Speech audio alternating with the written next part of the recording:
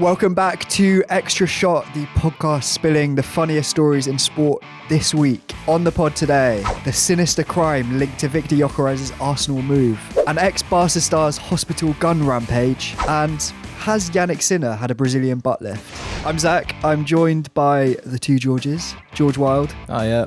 And George Cooper. Hello, mate. How's it going? It's good to be back. Yeah, very, very good to have you both here. How are we doing? Yeah, not too bad. Fantastic.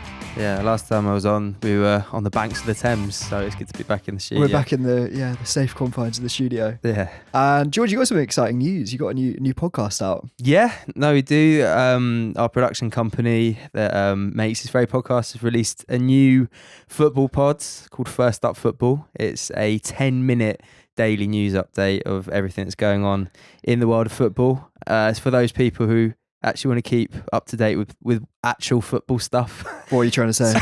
Sounds like a dig to me, Zach. Nah. You saying that Jannik Sinner's Brazilian butt lift is not real sports news? We will be touching on, Juan Bernabé's latest surgical enhancements as well. But yeah, so a mate described it as like news round for footy. So yeah, it's called First Up Football. Are you Lizo?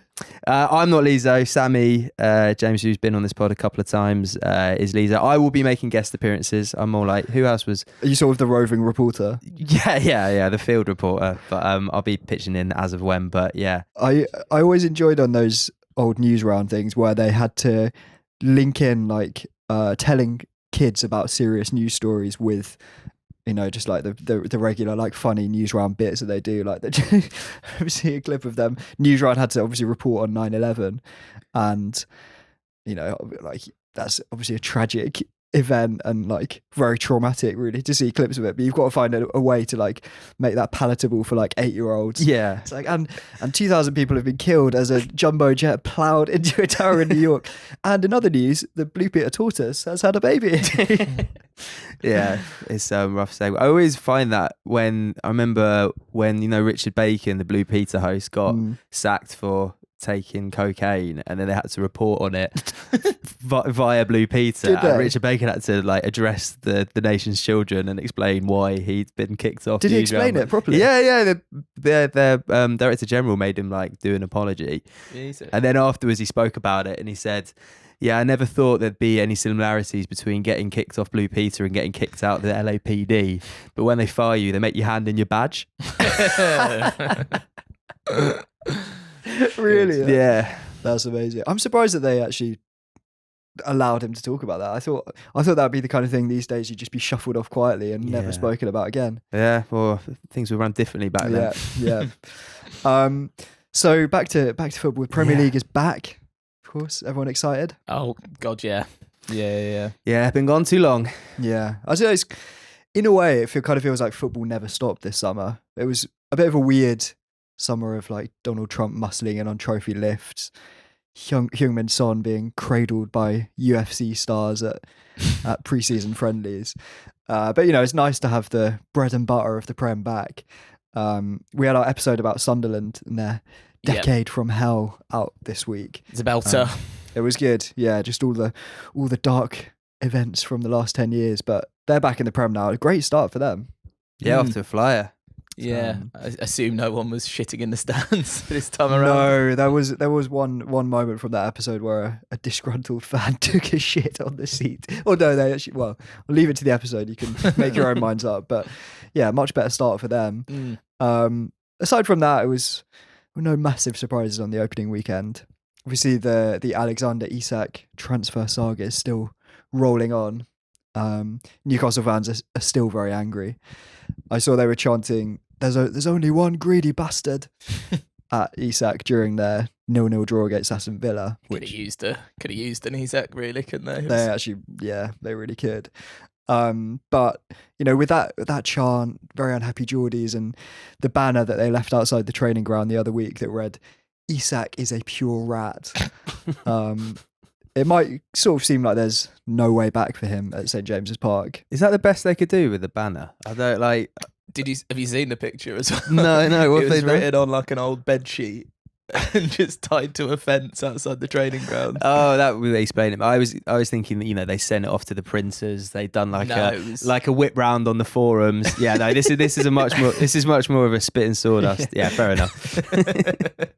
Yeah, there's no like superhero tifo. Yeah, that was what I was expecting, but no, fair play. But yeah, it kind of they're pretty angry. It seems pretty much like he's burned his bridges with the club, and it's going to be very difficult for him to come back from that. But if the case of Wayne Rooney is anything to go by, there might be a way back after all. So Waz has got a new podcast out on, I think it's on the BBC, isn't it? Oh yeah. Does this one talk about real football? You'd love it. The George. boring side of football is what I meant to say. But he was chatting about the whole Isak transfer saga on it and was comparing it to his own eventually failed attempt to leave Man United in 2010.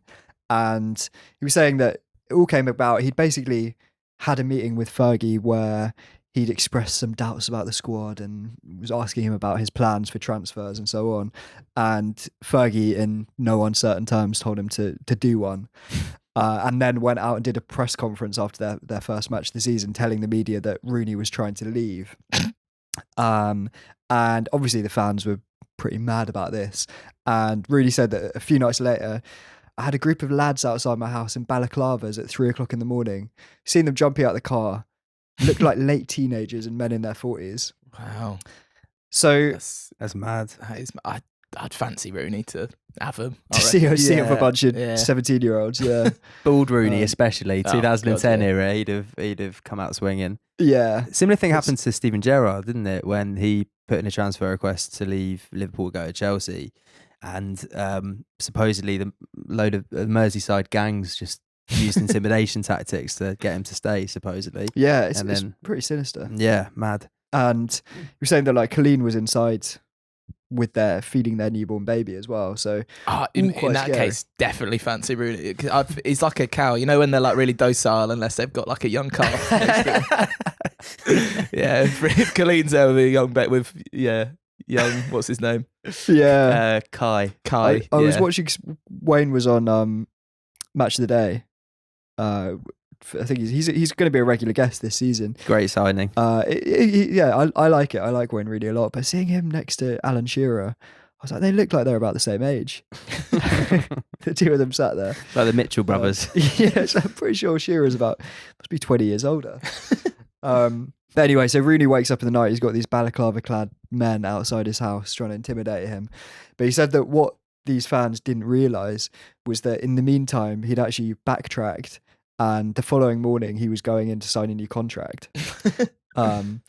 So, maybe there is a way back for Isak after all. I don't know. Rooney actually said that it was quite ironic, is that these fans probably thought that they were the thing that turned him. Yeah. That suddenly the news comes out that he's staying, and it's like, Or maybe Wayne was like, I was going to do it anyway. yeah, It could work both ways. Yeah. The Isak thing's funny. Did you see the social media spat between Isak and Newcastle? It happened, it was just Wednesday morning, so it happened Tuesday night. So basically, Isak tweeted like a statement, just basically giving his like turn of events, and I think Teddy's just getting up. So he said, It's very mudslingy, wasn't it? yeah, when promises are broken and all trust is lost, the relationship can't continue. That's where things are for me right now. Essentially just saying like there's no coming back. And then Newcastle replied a very tit for tat way, and it sort of ended with, anyway, when you calm down, we'll see you on the training ground. Which really gives like when a parent's like, right, you cool off for a sec. Go sit on the naughty step. Come back when you've calmed down. Which I kind of like enjoyed. Yeah, I don't know. It's gonna be difficult for him to repair the relationship with the fans, I think. Although I think Wayne Rooney might have had 17-year-olds in Stone Island jackets and ski masks outside his house, but that is small fry compared to the sinister world of crime that's engulfed another one of this summer's biggest transfers. So obviously Viktor Gyokeres' move to Arsenal was very protracted. It got quite messy in the end. I think he wasn't getting on with Sporting Lisbon, his old club, either. And at some point during the whole negotiations, the Sporting Lisbon president came out and he said that they would not be cowed by blackmail and insults. So, hearing that, I sort of assumed that Gyokeres had refused to nibble peri-peri chicken at the team barbecue or some bollocks like that. But it turns out that the Sporting Lisbon president might have been referring to something slightly more sinister. So last week, Swedish police were investigating whether a terrifying gun attack in the city of Huddinge, which is just outside Stockholm, was related to Viktor's £64 million move to Arsenal.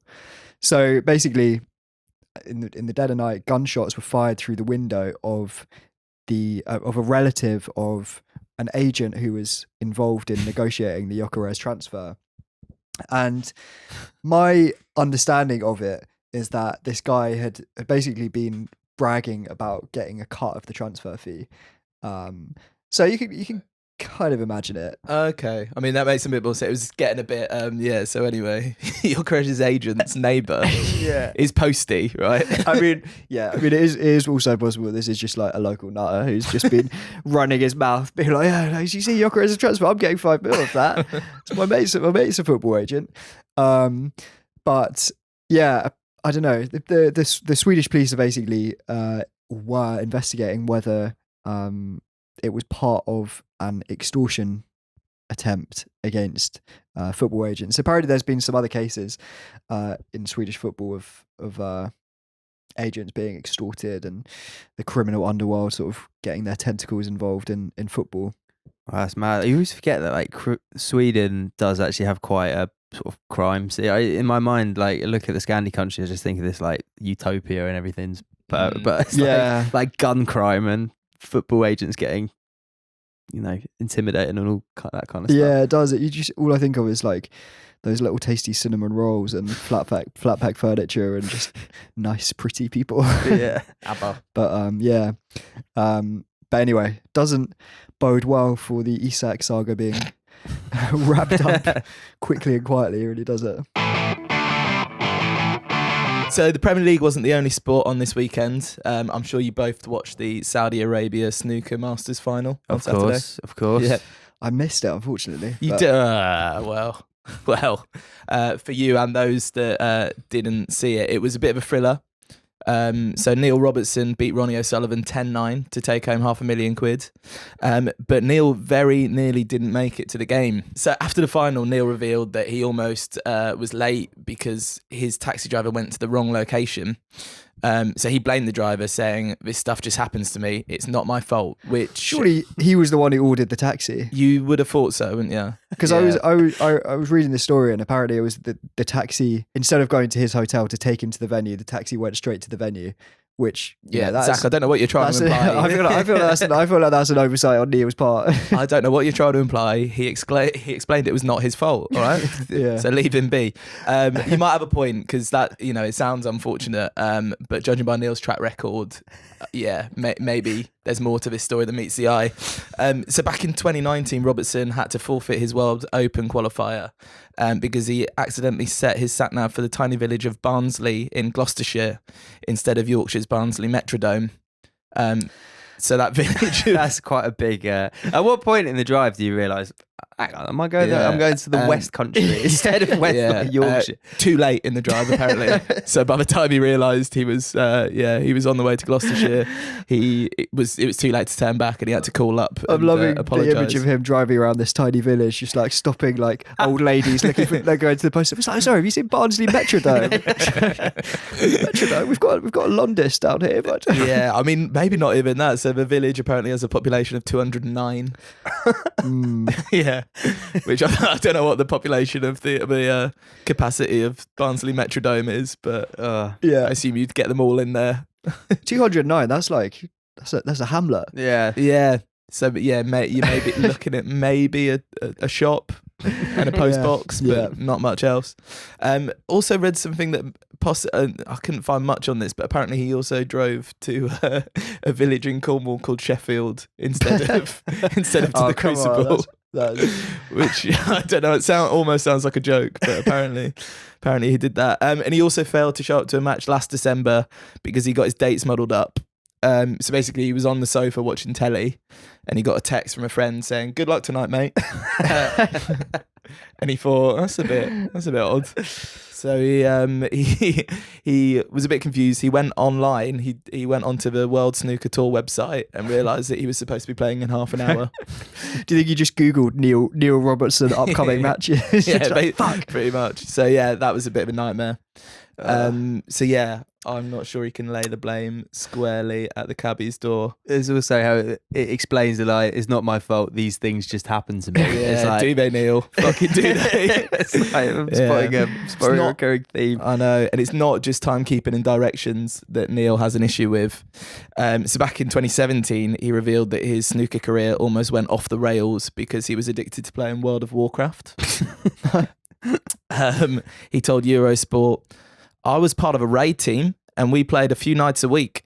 When I went out to China for a tournament, I was trying to make the raid slot, but the connection was so bad that I couldn't get access. I was furious for 4 or 5 days."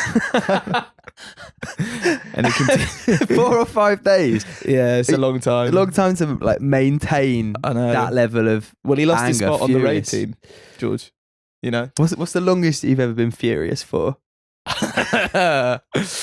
It gets quite embarrassing after about, you know, when you have a proper sort of hissy fit and then like it only takes me about 10 minutes to be like, oh. Yeah. I've been raided it a little bit. I think like I've had a day ruined where I've been furious for a day, and then even like to maintain that for a full working week, you know, he's waking up and he's thinking, "Oh, I'm fucking amazing." Yeah, we've got a thing in our sort of friendship group and with my girlfriend where if anyone sort of slightly shows a bit of being angry or upset, everyone just goes, "Are you having a bit of a wobble?" And then you just have to immediately stop because otherwise, yeah. So You have to acknowledge I am having. yeah, a I've had a bit of a wobble. I'm sorry. So Neil had a big wobble. I recently bought a new suit, and it was a very nice suit. I like even got the like trousers turned up so they fitted perfectly, like a vintage suit. Wore it to a wedding a couple of weeks ago. Got a lot of compliments. Very nice suit, and came home and washed the trousers and they've shrunk. And I think I am Dry clean only, baby. It's been over a week, and I'm still to be honest, the first day that it happened, I was actually so sad I couldn't sleep. I was like, because it happened, like I took him out to hang out just before I went to bed and realised that they'd shrunk. And you know when you're just lying there, and I was just like, every time I rolled over, I just remembered about the trousers. And it was just like, I just had like a real sadness in my stomach. Do you know what's a big Shame? shame? Been quiet. Yeah, so I took Zach to a vintage shop in South London to go suit shopping, and he picked out that lovely suit. I think it was a 1970s number. Yeah, it was a beautiful suit. So yeah, you've really twisted the knife now, haven't you? I just it's about Yves Saint Laurent. Yeah. God, would have been thousands new. it'd been basically about 55 years over consecutive owners. Everyone had looked after that suit. It gets to ZSL. Wears it once. Disgraceful. Yeah. I might walk out of this podcast. I don't know if I can carry on. Was a lovely suit. Did you try the tiny trousers on? I have put them back on, and the thing is they just about fit, but the suit was so nicely fitting before, and now they're just like a bit ankle swingers and just a bit tight. I don't know. I'm gonna try and work out if there's any way to reverse it. I'm not sure that's a thing. No, best of luck with that. Yeah. Anyway, Neil continued on his World of Warcraft addiction. He said, so you remember he's been stewing about this for 4 or 5 days now, losing his spot on the raid team. He said, What is has anyone played World of Warcraft? What does that mean? the only thing I'm thinking of is, you know, in that episode of Peep Show where the three of them they play it and try and get into the alchemist study. Got you. Don't go over there. Yeah, those trees are not real trees. That's what I'm picturing. So Neil continued, "All I was thinking about was getting back home for a connection from China. I lost my spot on the raid team, and all of a sudden that became more important than the snooker," which is absolutely crazy. Yeah, so I mean, he's probably right. He also said, "In the past, I've been staying up and playing it. Then all of a sudden, it's 6 a.m. The birds are tweeting, and I'm thinking, oh my god, I have to get up in a couple of hours to take my son to school. Then I've got to practice." So that sort of thing that you hear about in like a rock star's autobiography about the depths of his like crack addiction. Yeah, But you know, you're hearing the birds to it and you're thinking, what the hell am I doing? This has got to stop. But it's working towards a new skin. Yeah. And it's not just World of Warcraft that Neil's addicted to. So in the 2013-14 snooker season, he made 100 centuries, which is, that's impressive. But he thinks he could have made at least 120 if he wasn't addicted like hell to FIFA 14. He's a gamer. Yeah. I mean, it was a good one, probably. It was, yeah. It was vintage year. He just really liked the soundtrack. Yeah. Miles Kane. So fortunately, Neil has now found a way to kick the habit. So I guess if you're giving up smack, maybe what do? You just get really into cigarettes or running. Yeah. The way to give up World of Warcraft apparently is to get into Warhammer 40k. So Neil explained that he's now he doesn't play any video games, but he is really into Warhammer 40k, where you paint the little models. Sounds like it's like sort of giving up fags and taking up vaping, really, isn't it? Like it's not solving the root of the issue. I mean, I feel like painting the little model is quite creative, at least. Yeah, absolutely. But I mean, I suppose he would argue his battle tactics within the raid squad were quite creative as well. Yeah. Do you play like actual, wars with the models? I think you can, but some people just like to paint. Just paint and collect. Whenever I go past the Games Workshop and I see people making those models and play with those models, I think that looks like so much fun. I wish I wasn't sure which way that was going to go. I wish I was. You're a fucking nerd. No, dorks. But I mean, I'm not into it. But I'm like, I can imagine being into it is really, really fun. Yeah. Same when you see like people at Comic-Con events. I'm like, for you, that is the best day of the year. Yeah, you're dressed up as some I do rate the adverts. The costumes. Yeah, I do rate the costumes. I mean, you say it's creative. There's like this members club in Peckham where you have to I think you have to do like work in the creative industries or something. And a friend of mine, his girlfriend is in there. She's a member. And he keeps trying to become a member, and they keep turning him down. So he's tried like 3 different applications, and on one of them, the justification he gave that he was creative was that he painted Warhammer. Well, and that didn't get him through? They basically told him to fuck off. Fuck off, nerd.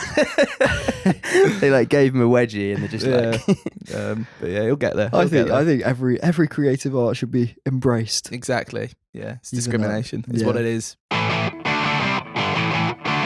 So we were talking before about people who hold on to anger for a long time, and I think one person who falls into that category is Arda Turan, the former Barcelona midfielder, who I say is one of the biggest hotheads in recent football history.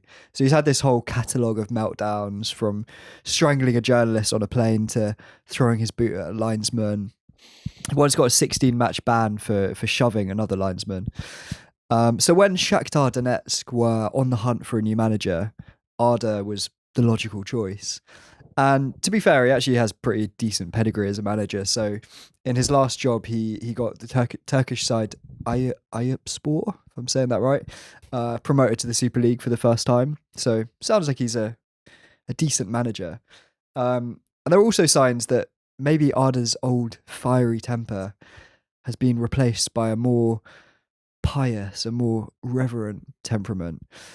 So there's this video doing the rounds of Arda being interviewed by a very attractive Ukrainian TV presenter, and he's almost refusing to make eye contact with her throughout the video. It's special for you in some moments.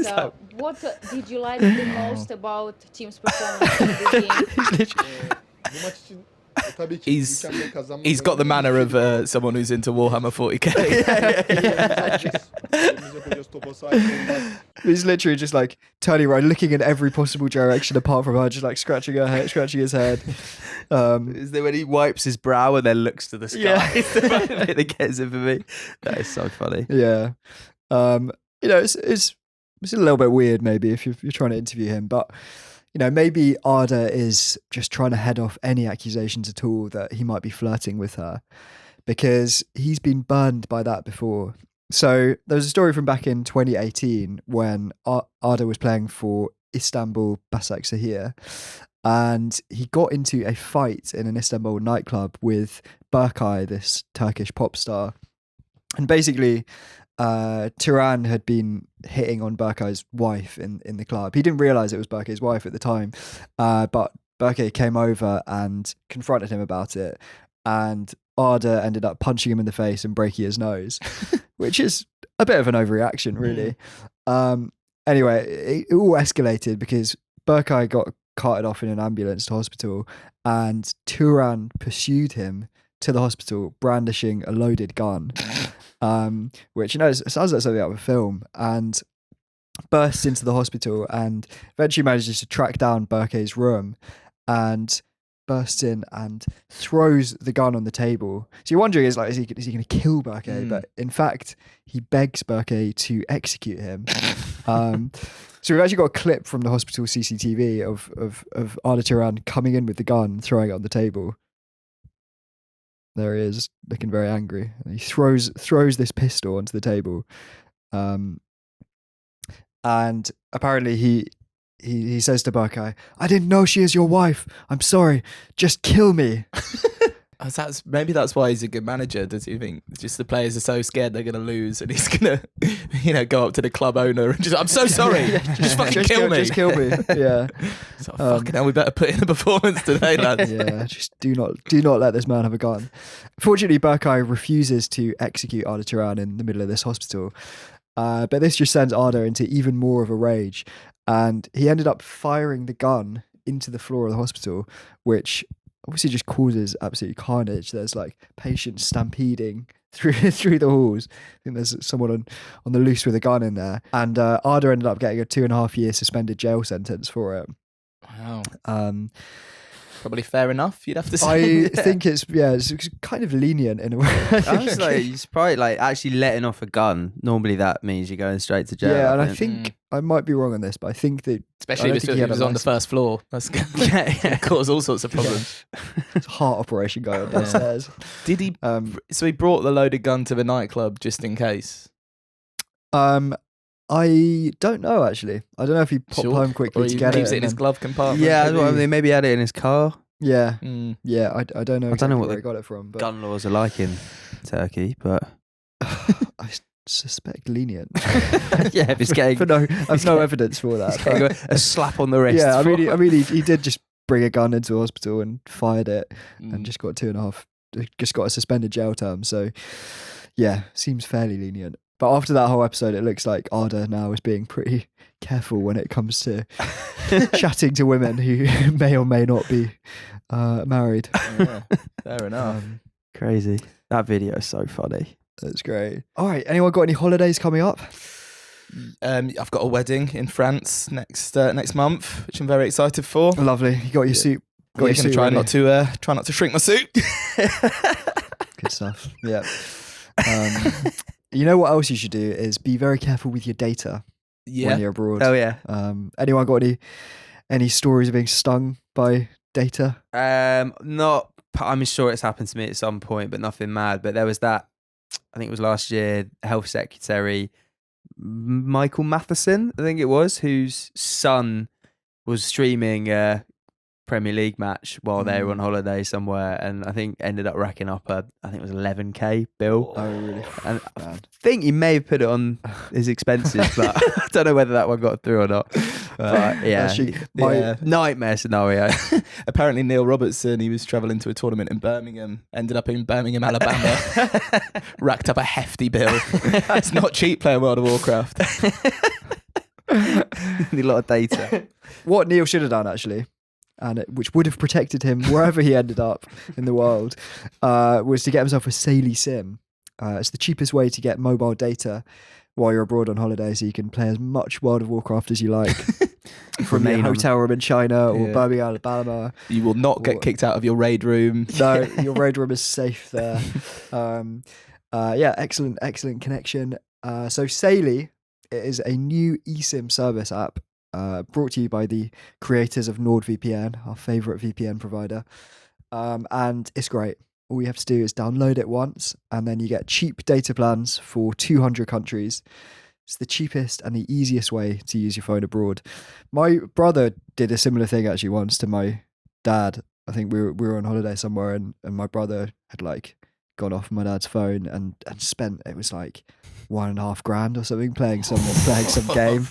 And was it on like roulette? It was on like FIFA Ultimate.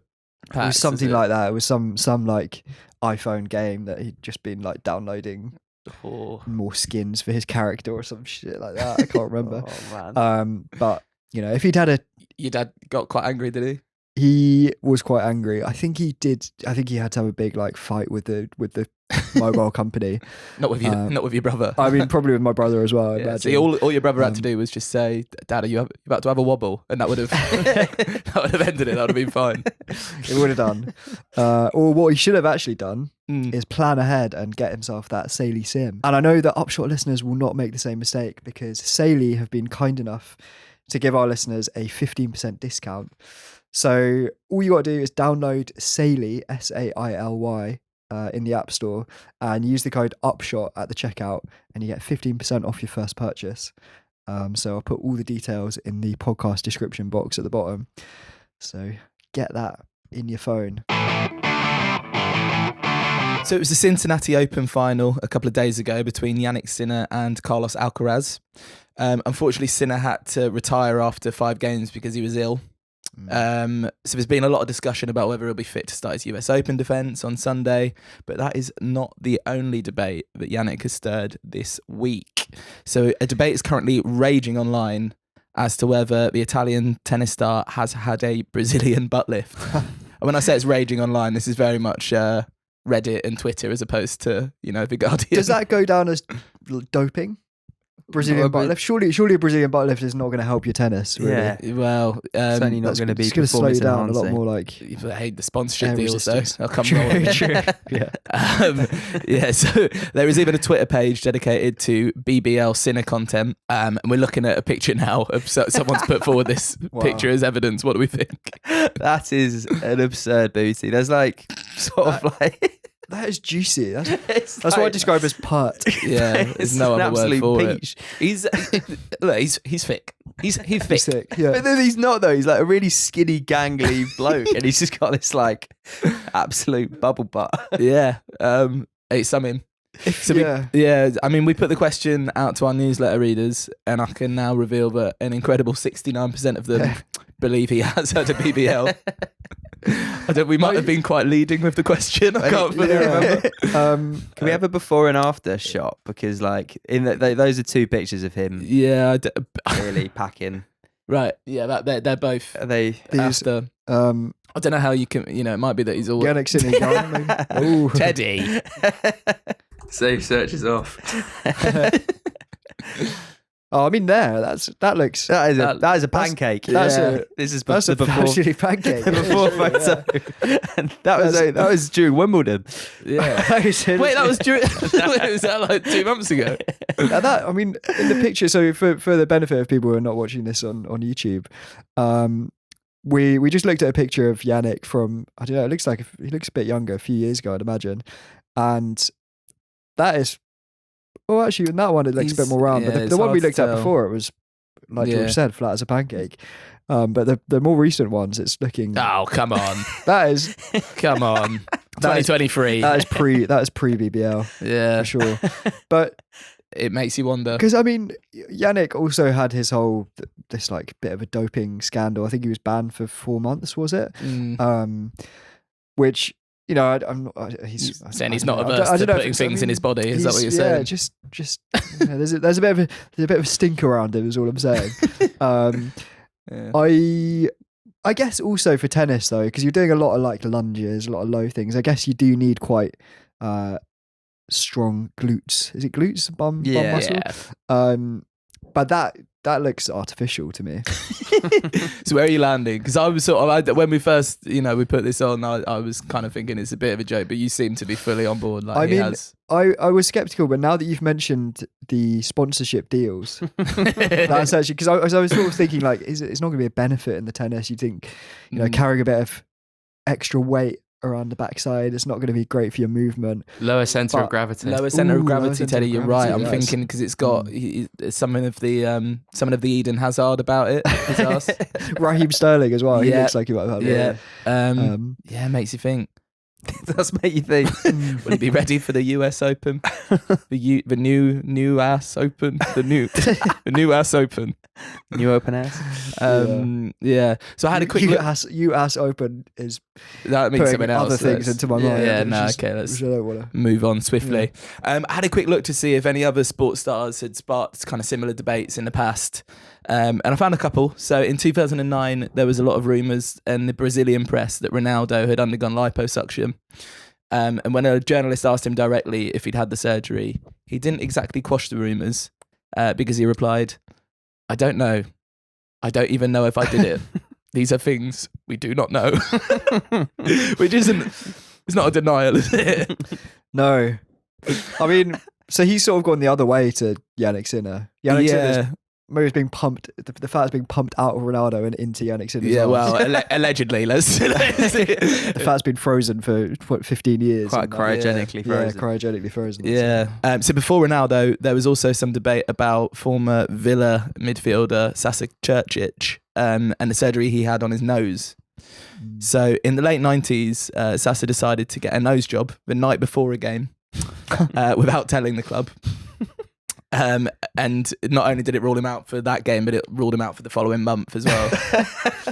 Surely do that off season. Yeah, you would have thought so, wouldn't you? But I mean, I think he was a bit of a didn't really play by the rules. Sasa. So his manager Brian Little was obviously fuming. So Sasa thought of a cunning ploy. He said he told Brian that he underwent the surgery to fix problems with his breathing, because I guess he thought. I mean, he still should have told the club and given them some notice, but I guess that's a legitimate reason to get a nose job. Maybe it will help him play in. Yeah. In the long run. Yeah. Unfortunately, Sasa's wife stitched him up slightly by giving an interview to the Sunday Mirror. So asked about his breathing troubles, she said, "Well, that was his story. I think it was more to do with vanity, because he was always telling me he'd like to have a nose like mine." I mean, having looked at pictures of him, he did have a big honker. And that's coming from someone with a big nose. So. Yeah. So you're allowed. Yeah, that's very much before. Yeah. It looks like Beavis and Butthead kind of. Well, it's a funny looking guy, actually, isn't he? Yeah, and that's it after. There you go. Well, sorry. He was a button afterwards. Yeah, exactly. Yeah, so Sasa's wife obviously agrees with you, Zach, because she continued in that interview. "Some of my friends couldn't understand why I'd fallen for someone with such a big hooter. But I've never been attracted to pretty boys, and I thought he had an interesting face and lovely eyes." Which is a bit of a shit sandwich, that, isn't it? It's almost a compliment. That's what my girlfriend said, actually. Yeah, unsurprisingly, that marriage did not last too long. They got married just as Sasa was experiencing work permit issues, and they divorced 2 years later, resulting in an investigation from a Home Office. So his wife wasn't buying his excuse for getting it done, and neither was the club. So a couple of years later, Villa's secretary director Steve Stride told the News of the World, "While Čurčić was with us, he had his hair dyed, his teeth capped, and underwent plastic surgery on his nose. I think he was trying to make himself more attractive to women, but I suspect it had the opposite effect." Sticking the boot in there. No reason. Sasa's teammates weren't impressed either, so apparently Gareth Southgate had a go at him for missing games at a crucial point in the season, which is fair enough. But Sasa reckons Gareth had an ulterior motive. So he said, "Gareth was jealous. I told him and Andy Townsend, guys, if you come, we'll get a discount. 3 noses for the price of 2. Yeah, I was about to say, Gareth Southgate's got a Well, that's why he's sizable shot of himself. Yeah, and that's why he's annoyed. Yeah, he does have lovely eyes and an interesting face. He does, So yeah. It would be ruining him to do anything. I mean, Gareth to that. Southgate, I think if you bring Gareth Southgate home to your parents, they're going to be charm the pants off anyway. Maybe. They might think, why have you brought a 55-year-old bloke? True. So we did a story in our email newsletter last week about this Japanese baseball video game from the 90s that somebody had come across, and the creators of this game had basically come up with fictional players to populate the game. It's a bit sort of like the Pro Evo of baseball, I guess, where they didn't have the license for the real player names. So they'd invented what they thought were American sounding names. Oh, so the Japanese video game programmers. Exactly. Yeah, got you. Yeah. So these are some of the ones they came up with. Are pretty funny. Bobson Dugnut. Bobson is such a good name. Ray McScriff. Yep. Willie Dustis. Carl Dandleton. I think Sleeve McDykel is my favourite. Yeah, Sleeve McDonald, Todd Gonzalez. Yeah. There's a lot of them. They're sort of similar to American names. Raul Chamberlain. Mike Truck. Mike Truck is good. That's a classic. So we had a bit of a laugh about some of these names, but we then had an email from a reader called John, who sent in some real life players from Major League Baseball history, and it sort of turns out that truth really is stranger than fiction. So real players from the MLB history include Johnny Dickshot, Good. Stubby Clapp, Chicken Wolf, and my personal favourite, Rusty Cunts. No, that is not. We're looking at a picture. This is Rusty Cunts. It's like genuine baseball card. Yeah. As you reminded me of my all-time favourite American sports star, the racing driver Dick Trickle. Good. Yeah. You just don't get names like that here, do you? Nah, it's definitely a stateside thing. There's a WHL, so hockey player called Dick Paradise, which is also great. And there's a FIFA Blazer as well, called and this guy, he was South African. He was actually involved in the ending of the apartheid movement. Like, he was imprisoned with Nelson Mandela, and he's called Tokyo Sex Whale. It's probably Sex Wale, but it reads as Tokyo Sex Whale. Tokyo. Yeah. Oh, I'm sure. Sorry, you can't be negotiating the release of Nelson Mandela when you go to Tokyo Sex Whale. Yeah. Oh, that's great. I always enjoyed the made up names on Pro Evo. You know, the old ones where they didn't have the license for anything.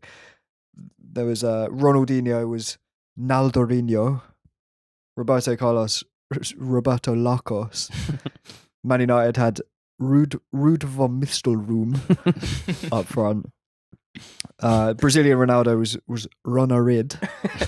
It's so budget. Yeah. I remember at the time it just didn't bother me that much, just playing with like Merseyside Red or I was always a bit I didn't really know who was going for that over FIFA. I had a couple of Pro Evos. There was a big debate for a while over which one was better, right? The gameplay was supposed to be better in Pro Evo. This was like Pro Evo 4 or something. Yeah, Pro Evo 4 is my favourite football game of all time. But I think it's probably because it was like the first one that I seriously got into. The one that had cleaner on the front. Yeah. Do you remember? Oh, yeah. Again, it's quite a budget choice. Yeah. I assume he would cost quite a lot less than getting Ronaldinho on the front cover. He was an iconic referee, Yeah. George. You're right. He's You're right. still the iconic referee, which is pretty impressive. Yeah, considering. after all these years. He will occasionally pop up on like a soccer aid, won't he? Yeah. And he's not aged. No. It's like sort of Skeletor, just preserved in time.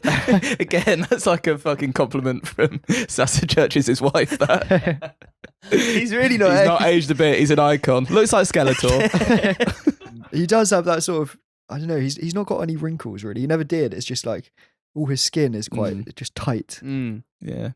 Mm. Surgery. Possibly surgery. Yeah, him and Jannik Sinner. I remember Aston Villa on Pro Evo for a while. For some reason, were called Dublin. Right. Bizarre. I think Just after Dion Dublin. that was probably it. Actually, Dion Doesn't Dublin. really But make still, sense. like, it doesn't make sense. Yeah. West Ham were also called Lake District for no apparent reason. If I'm not mistaken, Pro Evo was made by Konami, which is a Japanese gaming company. So maybe that would explain the confusion in the geographic locations of various football teams. Maybe. I don't know. You would think send someone over to check, or it's like, I know you don't have the license for the name, but you can speak to someone who is from London to check where West Ham is. Yeah. Maybe they did have the license all along. It was just like it was Japanese video game programmers' interpretation of what Brazilian footballers would sound like. Yeah. It's kind of that. Yeah. I mean, Wrexham, they did that a couple of years ago in the documentary, right? They did that map of all the clubs in England, and they were just all over the shop. Oh, really? And that's like Hollywood production. Yeah, true. Yeah. I quite liked, up until 2018, Pro Evo had Huddersfield called just West Yorkshire Town. just general. Just provincial town. Yeah. Yeah. See, if real cities had names like that, then maybe Neil Robertson would get he wouldn't get lost as often, would he? It's much harder to turn up to the wrong West Yorkshire town. Yeah, although you try and go to the London Stadium and you end up in Cumbria. Yeah, no. All right, I think that's all we've got time for here. We're gonna head over to Patreon, where we are casting our eyes up into the skies this week, dreaming of galaxies far, far from our own. Maybe there's even a parallel universe where a real-life Naldorinho is delighting the fans of West Yorkshire Town with his rainbow flicks. Yep, that's right. We are diving into the history of UFO sightings. It's a very hotly requested episode. It was a fun one too.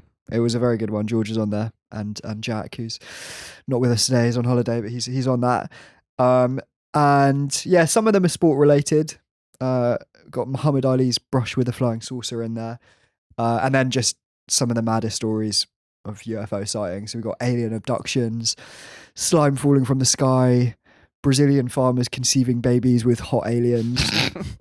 There's some pretty mad stories on there. So you can get that episode instantly when you sign up to our Patreon. Go to patreon.com/Upshot Towers, all one word. It's just £3 a month, and you can get that and many more episodes. Actually, one more thing before we go. We've got a new video out on our YouTube channel. It's a 10-minute video all about Roy Keane's maddest moments. I'll link to it in the description. It's a little bit like if anyone used to read our threads on Twitter, it's sort of a visual version of that. Quickfire with run through added accents from Zach. With some added very accurate Irish Jamaican accents. Some impressions of Roy Keane, which you can judge for yourself. But because you're part Irish, does that mean you're allowed to do the Irish accent? Well, when we were filming this video, I spent about an hour fully in role as Roy Keane doing the lines. It was awkward. We had people were coming into the studio and Zach was I was berating them. Yeah, get got quite scary. We're trying to work in here. What are you doing? What did you watch it? This is a work environment. Come on.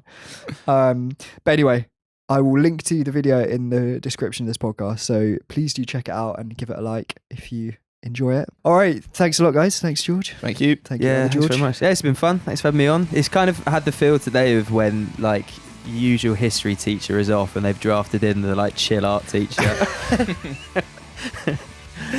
Yeah, I'll we can go and watch a movie now. Yeah. Just gonna put on Dr. Zhivago. Yeah. All right. Thanks for listening. Cheers. Bye.